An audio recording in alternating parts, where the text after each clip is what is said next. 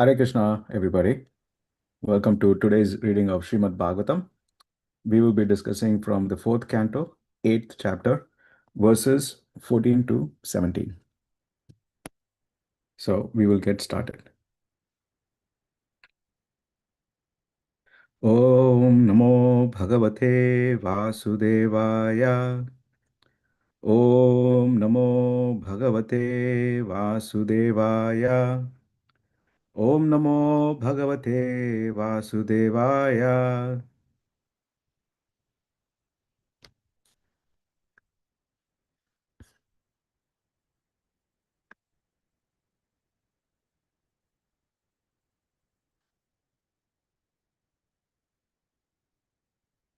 Okay, let me share my screen. Get started here. Okay, I will start with reading the synonyms and then I will go to reading the Sanskrit words. Maitreya Uvacha, the great sage Maitreya said,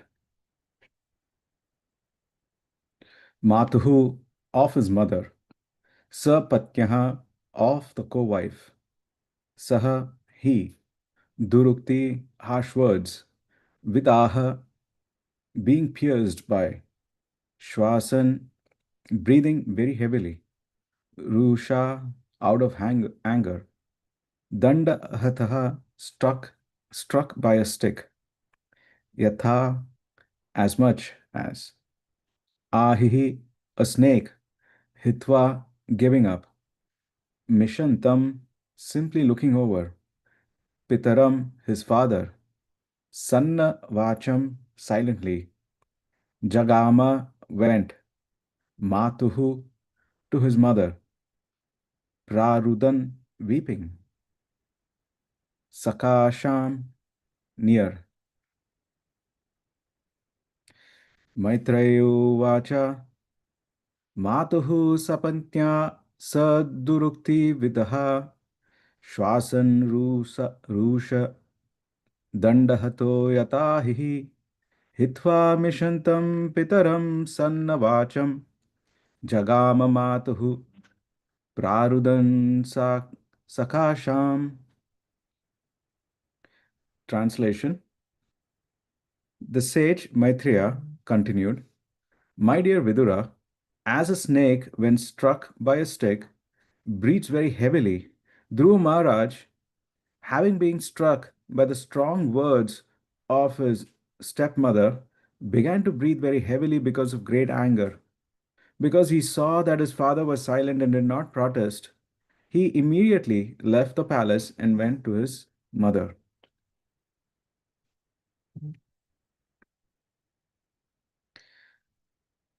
15th verse. Again, we'll read the synonyms. Tam, him. Niha, shwasantam, heavily breathing. Spurita, trembling.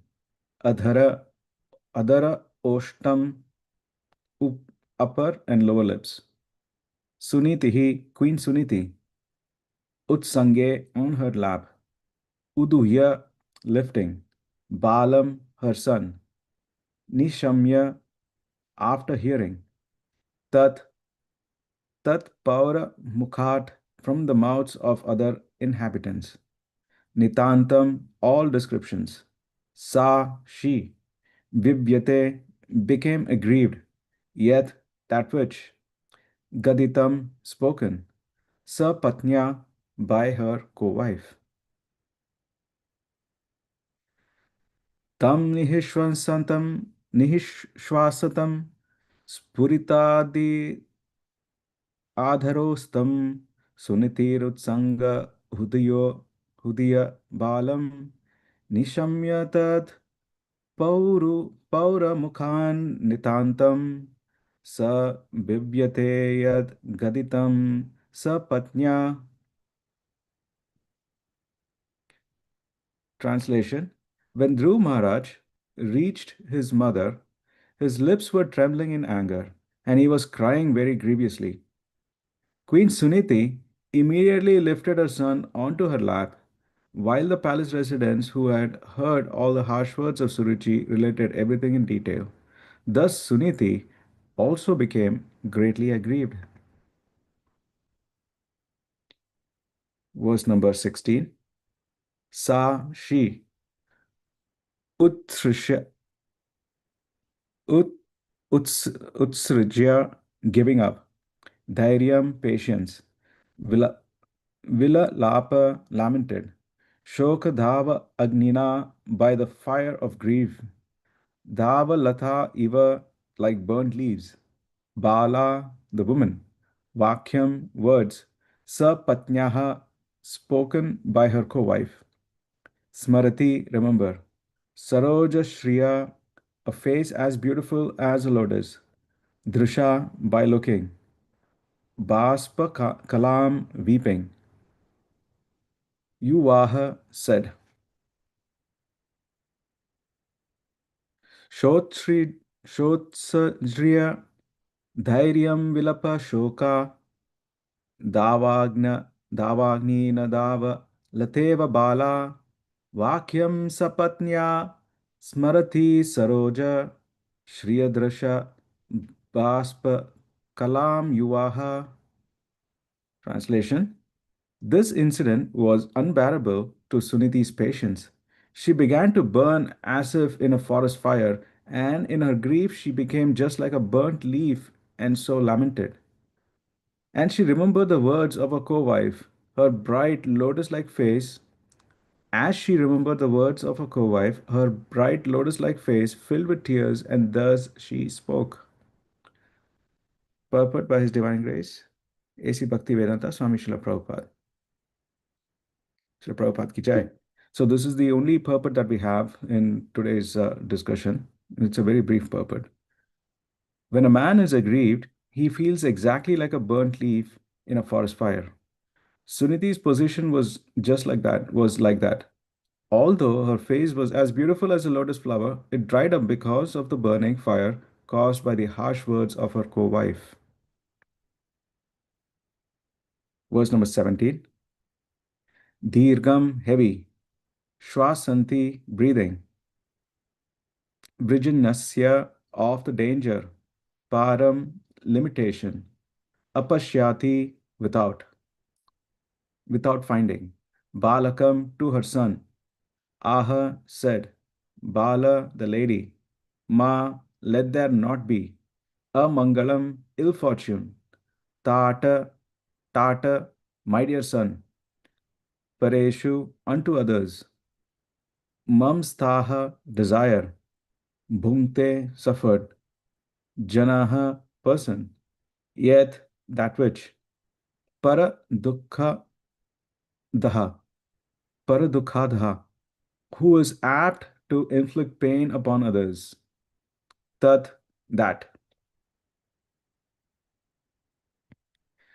Dirgam shwasanti vrijanasya param apashyati balakam mahabala ma mangalam tata pareshu mamsta bhungte jano yat para duhukadastat. Translation. She was also breathing very heavily, and she did not know the factual remedy for the painful situation. Not finding any remedy, she said to her son, my dear son, don't wish for anything inauspicious for others. Anyone who inflicts pain upon others suffers himself from that pain.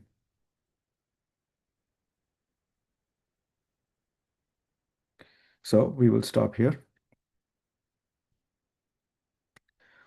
ॐ ज्ञानतिम्रान्धस्य ज्ञानाञ्जनशलाकया चक्षुरुन्मिलितं येन तस्मै श्रीगुरवे नमः श्रीचैतन्यमनोभीष्टं स्थापितं येन भूतले स्वयं रूप कदा मह्यं ददाति स्वपदान्तिकं वन्देऽहं श्रीगुरुं श्रीयुतापदकमलं श्रीगुरुं वैष्णवांश्च श्रीरूपं साग्रजातां सहगना रघुनाथान्वितं तं सजीवं साद्वैतं सावधूतं परिजनसहितं श्रीकृष्णचैतन्यदेवं श्रीराधा कृष्णपादान् सहगना ललिता श्रीविशाखान्वितांश हे कृष्णा करुणा सिंधु दीनबंधो जगत्पते Gopesh गोपिकान्त Radhakanta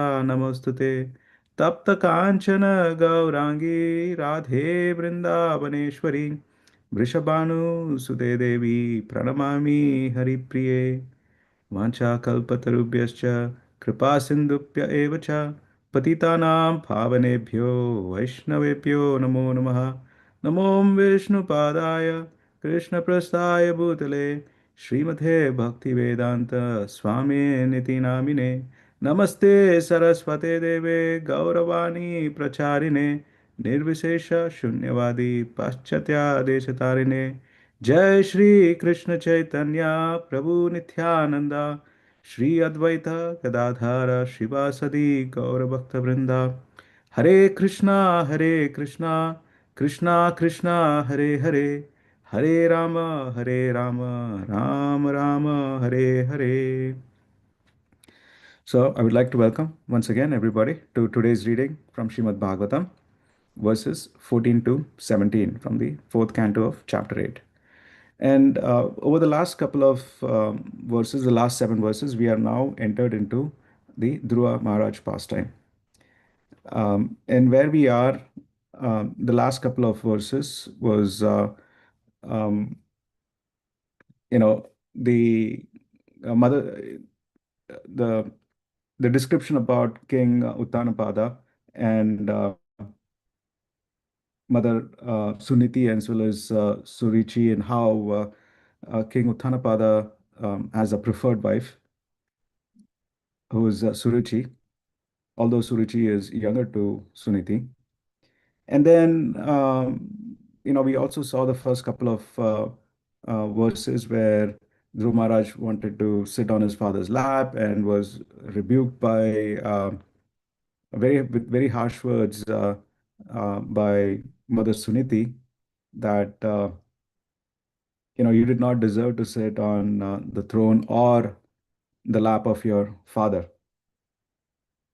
And actually, before I get into today's verse discussion, something that struck me as I was, reading that particular exchange by, not really exchange, but the words, harsh words by Suruchi.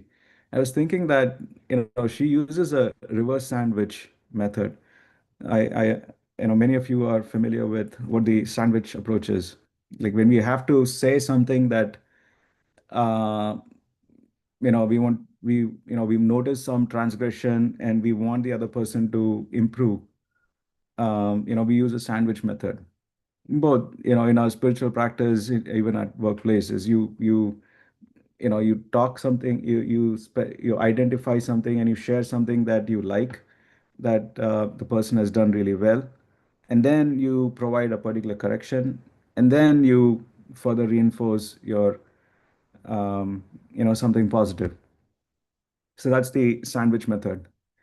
And the approach that Suruchi has taken here um, is the reverse, right? She starts with a negative, saying that you did not, you did, you do not deserve to sit on the throne of your father or your father's lap.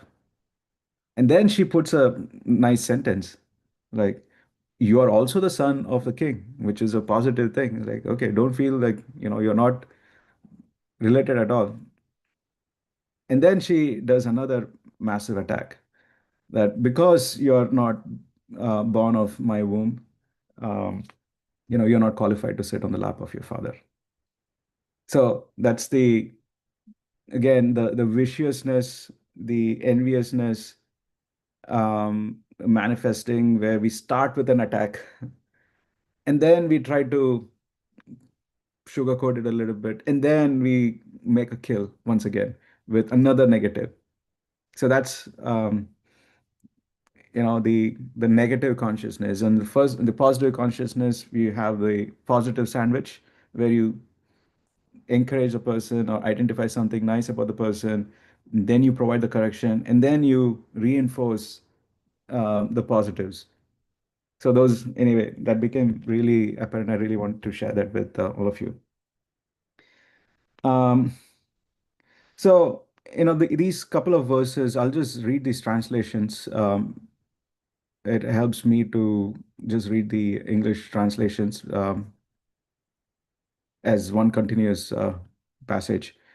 I'll just say, start here. The sage Maitreya continued, my dear Vidura, as a snake when struck by a stick breathes very heavily, Dhruva Maharaj, having been struck by the strong words of his stepmother, began to breathe very heavily because of great anger.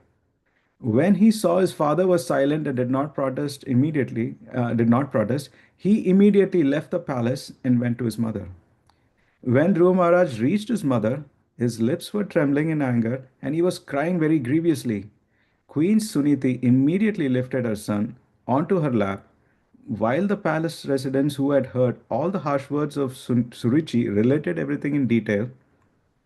Thus Suniti also became aggrieved. This incident was unbearable to Suniti's patience. She began to burn as if in a forest fire, and in her grief she became just like burnt leaf and so lamented. As she remembered the words of her co-wife, her bright lotus-like face filled with tears, and thus she spoke. She also was breathing very heavily, and she did not know the factual remedy for the painful situation. Not finding any remedy, she said to her son, my dear son, don't wish for anything inauspicious for others. Anyone who inflicts pain upon others suffers himself from that pain. So we see that in these verses there is mm, such a nice characterization of physical reaction. The anger of Dhruva Maharaj is indicated. His disappointment is also indicated. He's disappointed that his father did not, King Uttanapada, did not protest, did not speak anything, did not correct Surichi, or did not intervene in any particular way. Really disappointed. Imagine, as a 5-year-old boy, um, in the presence of your father and your, even though stepmother might be insulting, the father did not step in. So you can imagine the hurt in Dhruv Maharaj's heart. And then, the heavy breathing is crying, and then, he goes running to his place of shelter. His father is not supporting him. The next best source of shelter for a 5-year-old boy is the mother. So he goes running to his mother. As he's going running to his mother, he's obviously crying because of, the sadness that he has in hearing these harsh words, and compounded by the fact that his father did not support him. His lips are trembling. And so that's one characterization of Dhruva Maharaj and his physical reactions. And then we have Mother Suniti, who, sees her son, you know, crying and, with his lips trembling in anger. And the first thing that she does is she, like any mother would do, is first comforted the child, irrespective of what the situation might be, provide that comfort. And then we have the palace residents who are filling her in as to what really transpired. And then once she hears from um, the people who witnessed that exchange in the court, in the royal assembly, she becomes really saddened. Of course, a mother's attachment to the son, um, you know, if somebody hurts uh, uh, the son, then obviously the mother is also going to feel um, pained. And so here we have Suniti, who is she becomes very sad, and her sadness is uh, compared to this forest fire.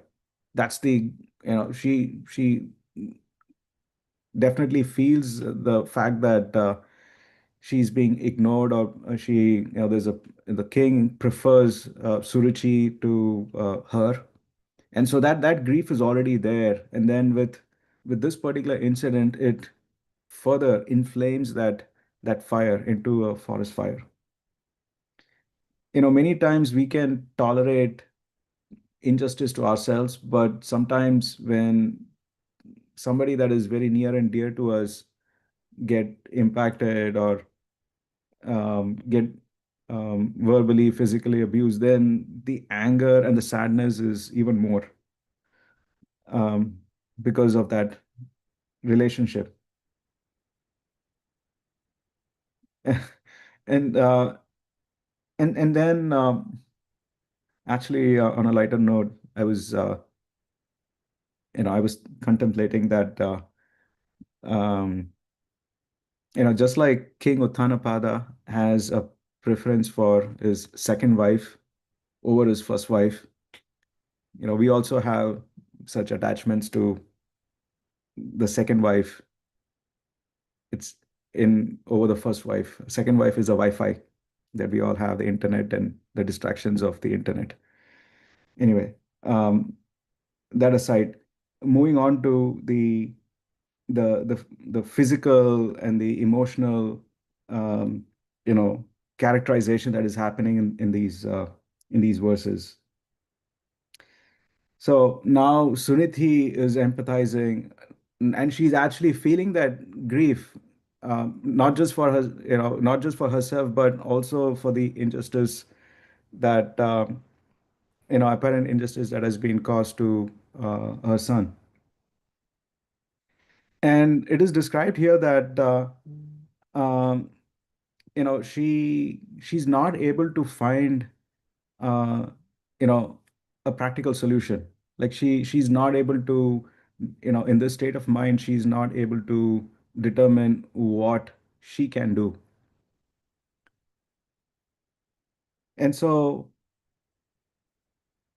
she she's a pious and very spiritually qualified person, and then she reflexively, comes with the ABCs of, how to react in any of these situations.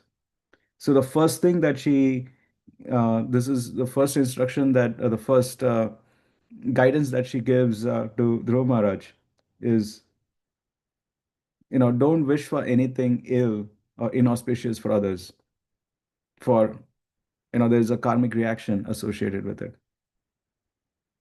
And then in the next couple of verses, next verse, she will say that, she's explaining the situation to a 5-year-old, like, actually what Suniti said was true.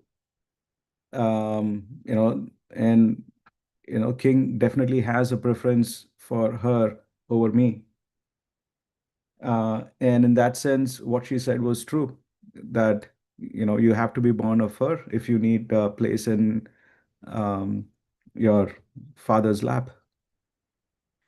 And so, and then of course, she gives what the long-term solution is. So if you look at the sequence of events, A is, immediate comfort, provide an immediate comfort to her son. And then the next is not to further incriminate or to cause this situation to blow up even further. Like, do not wish anything, um,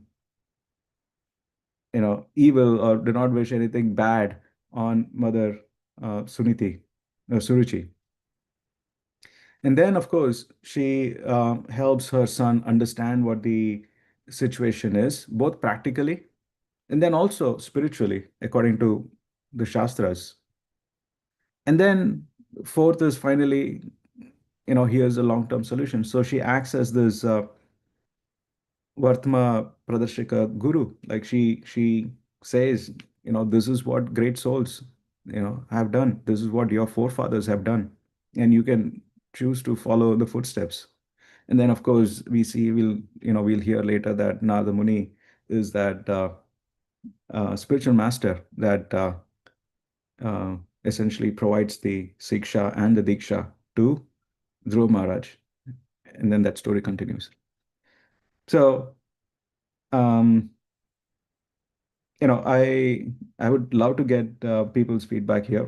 There's not much of a purport, and it's a really nice pastime. So, uh, essentially, these couple of verses, I'll just summarize, provides very clear descriptions of the physicality of, when there's onslaught of hatred and harsh speech.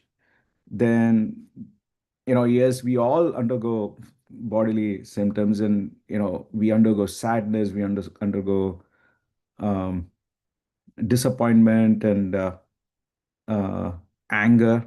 All of these are symptoms, are natural reactions. And then how do we react to that? That is where the real magic is, or our years and years of spiritual practice and training kicks in. Whether, where do we take shelter? Do we take shelter in our own false ego, in ignorance, or we take shelter of uh, guru, sadhus, and shastra, or our support structure? And what that reaction, how do we respond to that situation? How do we understand the situation? How do we respond to the situation? And yesterday, Sachisuta Prabhu again very nicely spoke about, and he mentioned that in all of this exchange, um, there is not much of finger pointing and bad mouthing of King Uttanapada. There is not much of finger pointing or bad mouthing of Mother Suruchi either.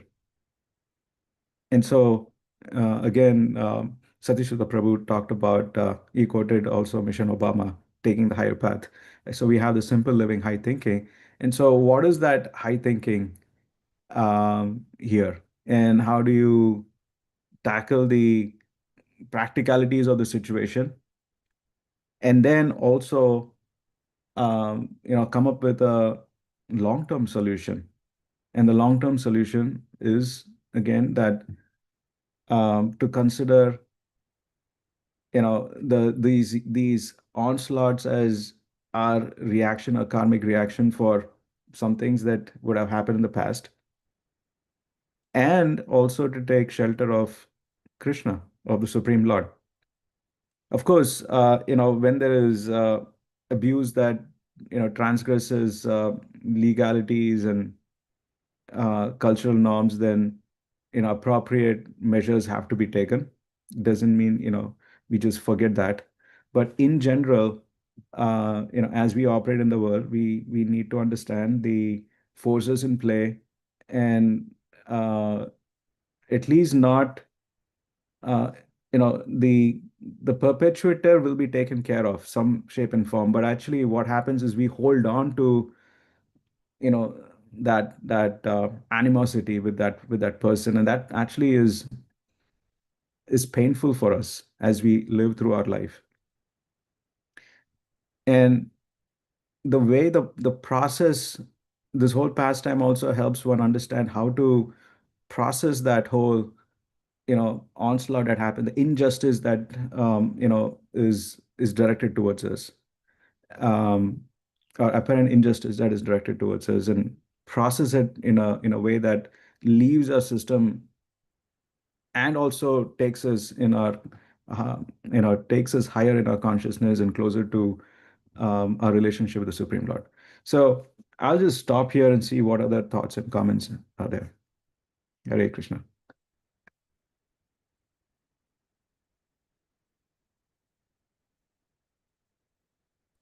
Hare Krishna, Prabhu.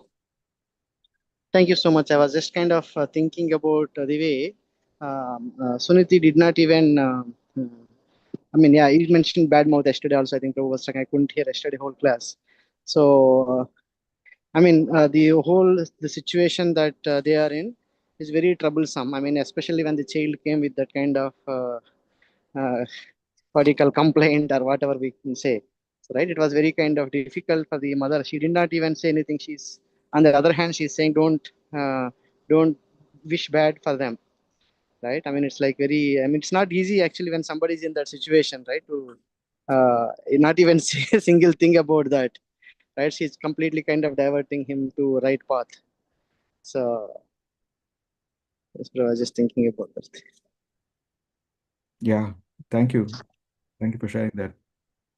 It's we notice that too is somehow like let's say there's some issue. I've been in a lot of these situations. Obviously, I'm sure many of you are. Party A has an issue with party B, and somebody, and then they come to you saying this person or these people are blah blah blah blah, and then we feel obliged to, yeah, maybe you're right. you know so we somehow feel compelled to take sides there, Yeah, and that doesn't help anybody. That doesn't help the person, that doesn't help oneself, because now you are dragged into the whole situation, into the whole karmic cycle, and definitely doesn't help the other party too. Um, so this is a very nice pastime to again dissect how to respond to injustice or harshness. Um,